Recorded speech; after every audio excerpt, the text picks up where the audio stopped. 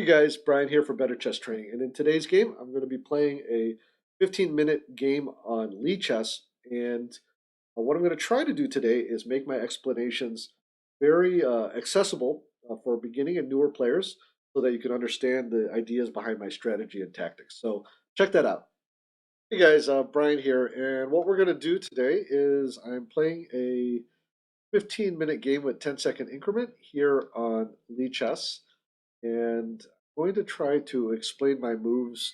And just like I did last week, I'm going to try to maybe explain it more for beginners rather than intermediate and advanced players. So here we started out with the French defense, and I took here on e4. I know we played the first few moves rather quickly, but um, what this is doing is bringing this knight over.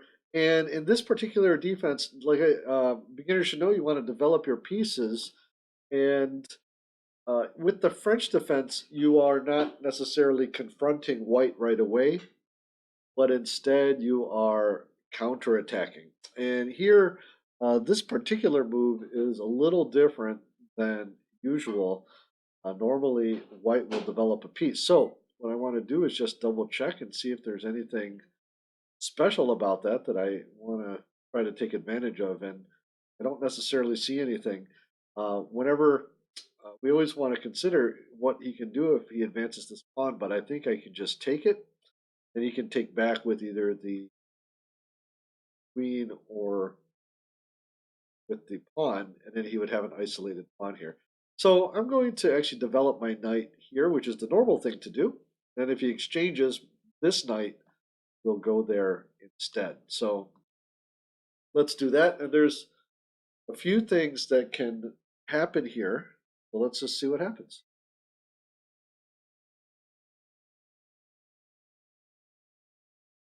Remember, in the opening, we do want to make sure our pieces are developed. So white has done here, he's pinning this knight. So I can't move this knight to take this one here. And there's a few ways I can deal with it. I can unpin by, say, moving my um, bishop here. But what I like to do is actually challenge this bishop and make it hit to a certain action so that I follow up.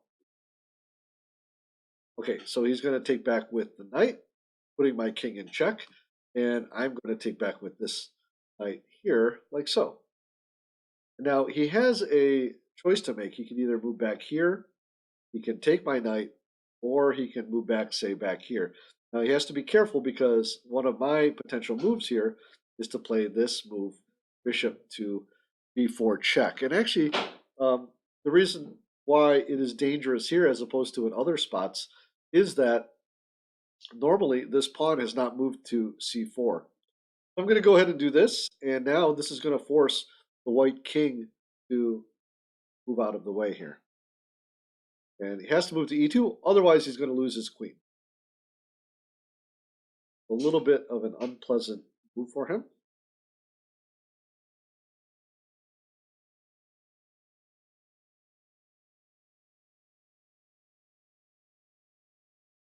And what this does is it clears the way so that I can castle.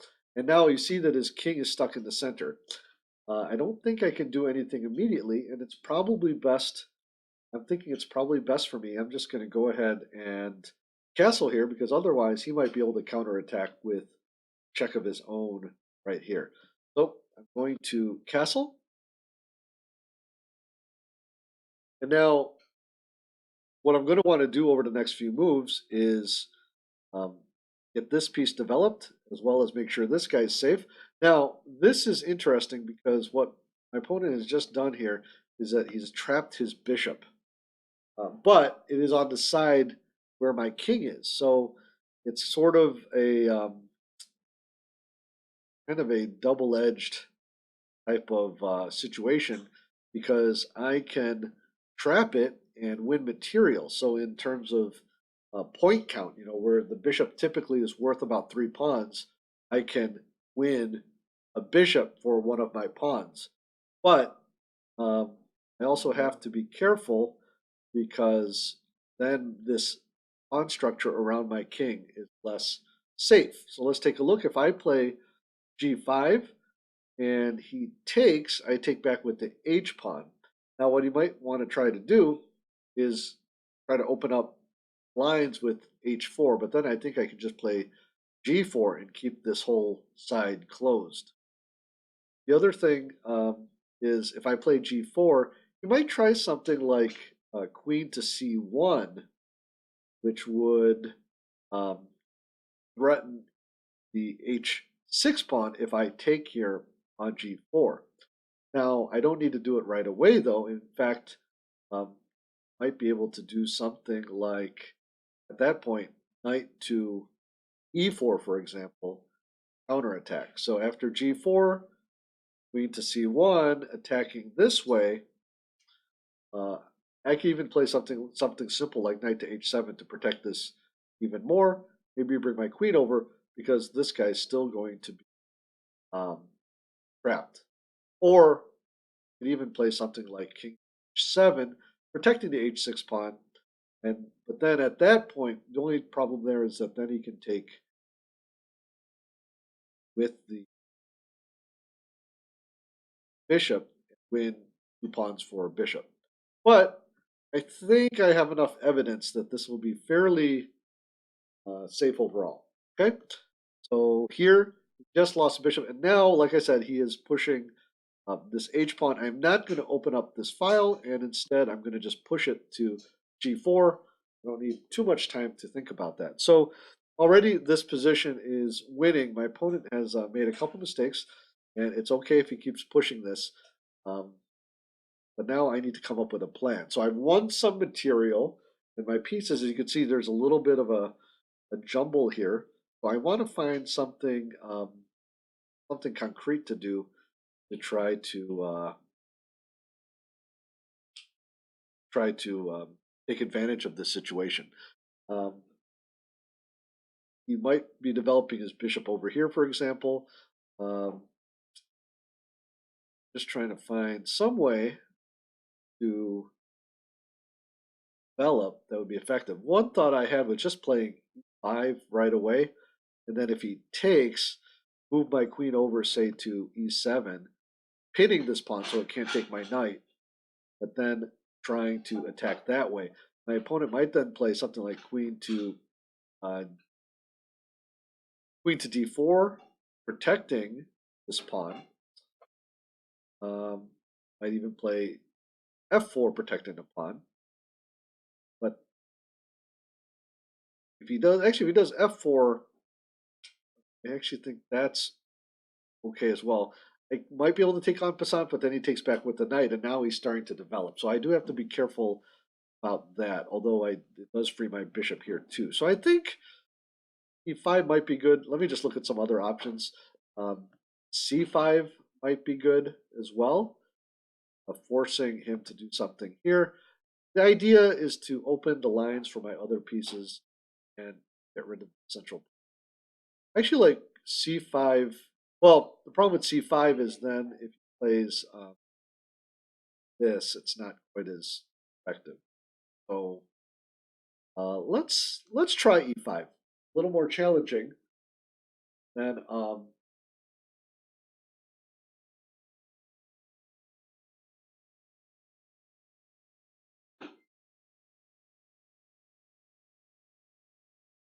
okay, so he's going to push it, and that's actually fine as well. Interestingly, we can actually, what do we do here?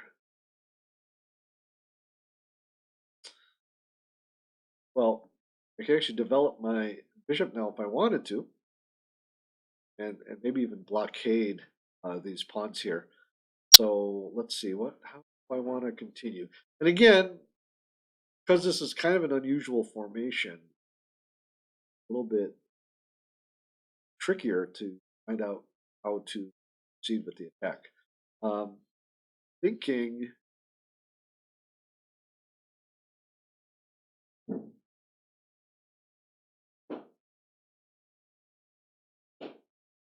part of me is thinking just keep attacking these pawns here, just continuing to try to open lines. But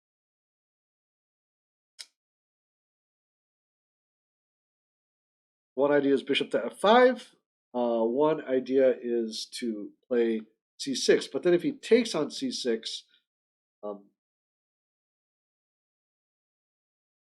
that kind of damages my pawn structure as well. So not necessarily best idea, perhaps.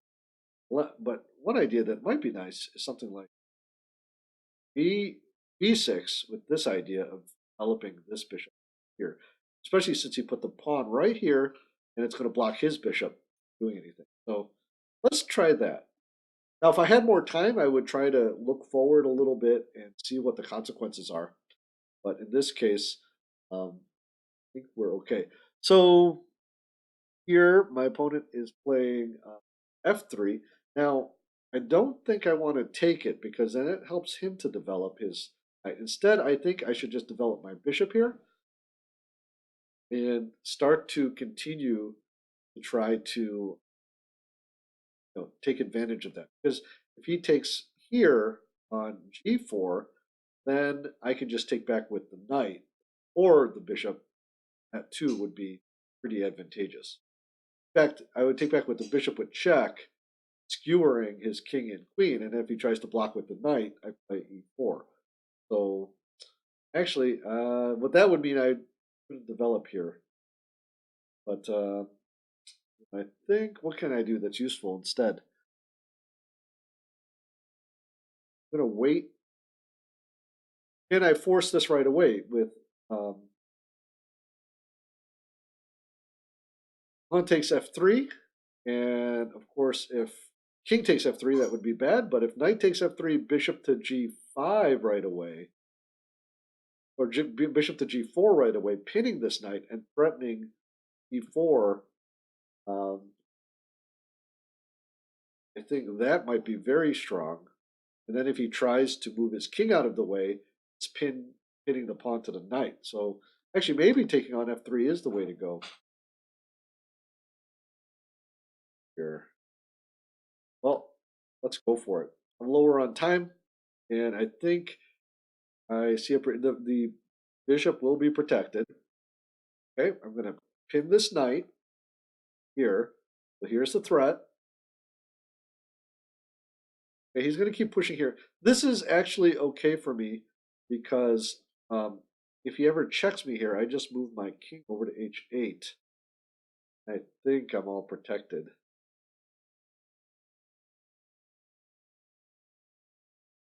So, well, I guess the question is, if I push, we should check this out just to make sure.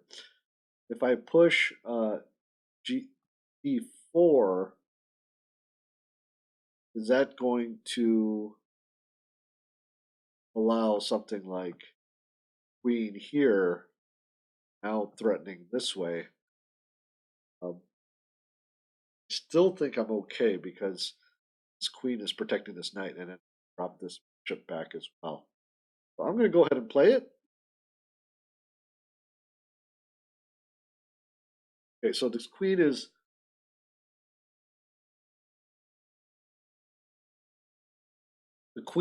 threatening come in here with a check. So obviously we don't want to allow that. So I'm thinking that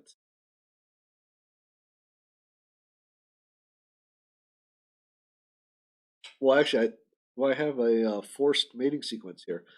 Bishop takes f3 check. Then if he goes to, he's got this square or this square as his only legal places to go. Then I can hit him with this check, which drive him back here. And then I could actually just bring my knight in, or bring my knight to g4, and then the queen would protect the g5 square. So it would be bishop takes f3 check. Then the king should go to f2. Then, actually from there, I could even play something like knight to g4 check. king is forced to go to g1, and then bishop to c5 check, and then I think the queen can interpose once, and then it's checkmate. I think that's a forced checkmate. Bishop takes f3 check. Or if he goes here, then, well, it wouldn't be checkmate here, but he's going to be in a lot of danger. Okay. Then I bring my knight over with check.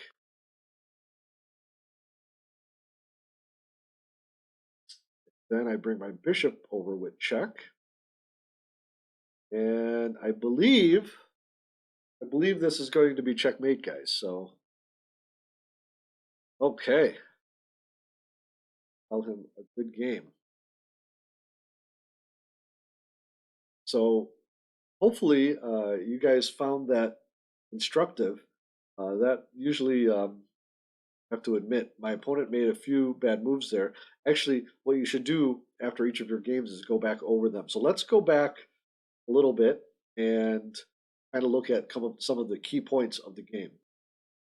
Okay, I imported the game over to ChessX so I can take a look at it.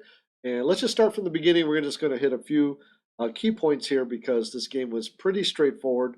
I'm actually pleased with the way we played. It was very logical and kind of a wild little opening here. So knight to d2 is the Tarrasch variation, and I actually transposed into a Rubinstein by taking here on e4. After knight takes e4, knight to d7. My opponent plays a very odd c4, and we'll see later how that has an effect. Just to show you, normally something like knight to f3 is played, and the normal play would be something like this, sort of as we saw in the game. But now that danger of that bishop to b4 check is not a problem because this pawn here on c2 block on c3. Okay, but let's go back in the game. Knight g to f6, bishop to g5, and here again, h6 I think is the normal move I played, but it actually works very well here, and it forces these exchanges here on f6, and then here this is the first critical mistake with my opponent moving his bishop back to h4, which allows this check here on b4. King to e2, pretty much forced. Castle, and g3 just another mistake. And again, I was looking at the idea that g5 might bring a move like bishop to or queen to c1 here, but what we could actually do, it's actually okay to take here, and then if he takes on h6, I take on d4, and so position is solid, and my opponent can't really. He could get one check in here, queen to g5 check. After king to h8, he can take one more time here, for example, but then he's going to trade, and then I'll just have a big advantage. Or if he tries here on h6, I have knight to h7, and then there's no more safe checks. My queen and bishop are developed. I've got this open d file. My bishop's going to be coming out in a couple moves. So very pretty straightforward in terms of a win there. So instead of g3, what White could have done was either do something like develop his knight or just bring his bishop back to g3, kind of getting it out of danger. White is still in a bad position here because this king is blocking his knight, which is why he played g3. He wanted to get it out, but just the problem was this bishop got trapped. Actually, let's just go back real quick. After h6, after these exchanges, what black could have done was gone here, bishop to e3, and then if I hit him with this bishop to g4 check or bishop to b4 check, play bishop to d. And I think black is still a little better in this position, but at the very least, it's not a losing position like in the game. Basically, after bishop to h4, black, because of this bishop to b4 check, has a winning advantage already. Okay, let's go back to the game here. here at this point, white plays h4, and g4, I think thematically is correct. Just looking at some of the chess engine analysis, and again, if you are a beginning player, you want to be careful about using the chess engine too much, because here the chess engine is saying that I should play e5, but I think this can be very dangerous. With the h takes g5 here, for example, um, I think is already dangerous because of this H file gets opened up. The computer says that black is winning, but it just gets a little messy opening up lines for your opponent. I would suggest that G4 is actually a better move, even though the computer doesn't agree with it. Okay, so let's go back. So G4 was played, keeping these lines closed. Okay, H5 is played, and then E5. Actually, I think logically made a lot of sense and was considered the best move as well by the computer. Okay, and we looked at this. So my opponent played D5 in the game. It's not a bad move, trying to keep things closed on his end. But if he does take here, I think we're actually in pretty good shape in any case. We could actually continue our development with something like bishop to e6, or as I mentioned, we could play queen to e7, looking to take here, pinning this um, pawn. Okay. By the way, bishop to e6, found that as well. And here's the idea: if white takes here, then we have a forced mate. After bishop to c4 check, to e3, and rook to e8 check, to f4, queen takes f6 check, king takes g4 is forced, and then bishop to e6 is mate. So really e5 just opens up the gates here. So d5, a wise decision, but again, I think e6 is fine.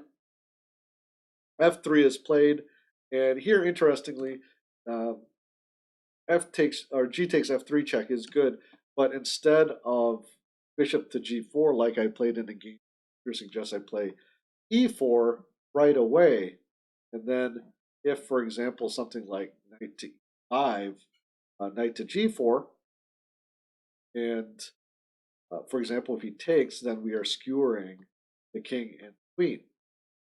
Okay, but bishop to g4 is fine, and instead of what was played in the game, which was h6, the computer suggests bishop to h3, basically forcing the issue here for um, before I can win material. But it really doesn't matter. I can still play e4 because we have what they call an in. Actually, we don't have the move quite, but bishop takes b4. I can't take here because it'll just take back with the bishop. But I do have to take with the knight. Then this knight does get away, but there's just too much activity after queen 5.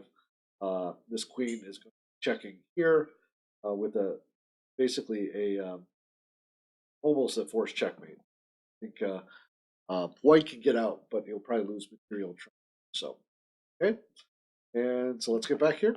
H6 is played, E4 is played, so white is going to lose more material with this pin here. And here I do play the correct sequence and get that checkmate. So a lot of things that my opponent could have done differently in this case. I think that I played well overall, but that isn't always the case. So even if I had made mistakes or lost, it would still be more important to go over the game.